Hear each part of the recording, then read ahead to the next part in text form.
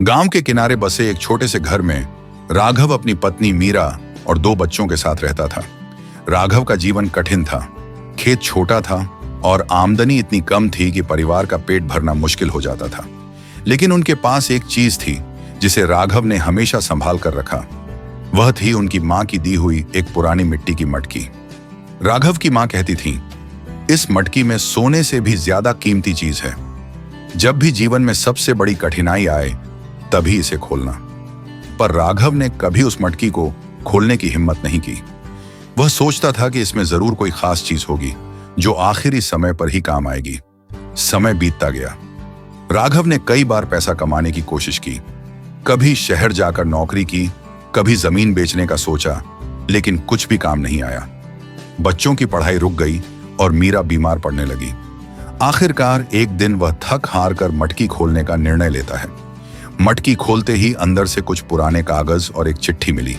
चिट्ठी में लिखा था, बेटा, धन दौलत और सुख की चाबी मेहनत और विश्वास में है। यह मटकी तेरे दादा दादी की मेहनत की मिट्टी से बनी है। इस मिट्टी को अपने खेत में मिला देना और मेहनत से काम करना। यह मिट्टी तुझे तेरा असली खजाना देगी। राघव ने यह पढ़कर निराशा महसूस की। उसे लगा कि यह तो एक साधारण बात है, लेकिन उसने मां की बात मानने का फैसला किया। उसने मटकी की मिट्टी को खेत में डाल दिया और मेहनत से खेती करने लगा। इस बार उसने पूरी लगन और विश्वास से काम किया। कुछ महीनों में खेत में ऐसी फसल उगी जैसी उसने पहले कभी नहीं देखी थी।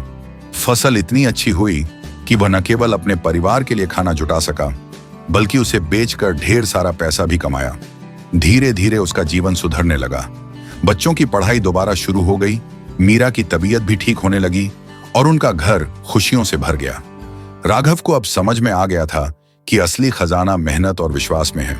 उसने यह बात पूरे गांव में बांटी और गांव के दूसरे लोग भी उसी मटकी की मिट्टी की कहानी से प्रेरित होकर मेहनत करने लगे। कुछ सालों में गांव एक समृद्ध स्थान बन गया। हर घर में खुशियां थीं, हर खेत लहलहा रहा था। राघव के खेत को अब लोग सोने की माटी कहते थे। धन दौलत कोई जादू से नहीं मिलती। सच्चा सुख और समृद्धि हमारे विश्वास, मेहनत और लगन में छिपी होती है।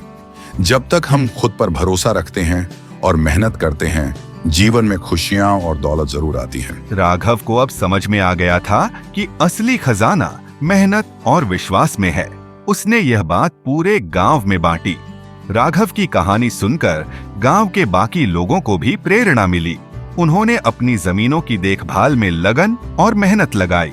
कुछ लोगों ने नए तरीके अपनाए, कुछ ने पुराने ज्ञान को फिर से जीना शुरू किया।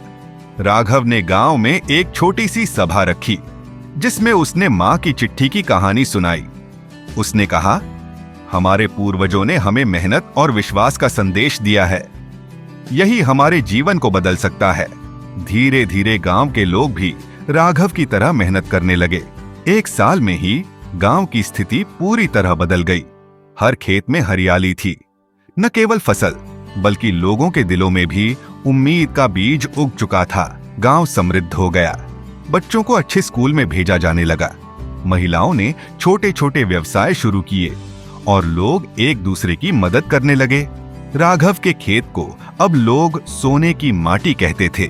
उसकी कहानी पूरे इलाके में मशहूर हो गई। राघव ने अपने खेत के पास एक छोटा सा केंद्र भी बनाया, जहां वह खेती और मेहनत के महत्व पर लोगों को सिखाता था।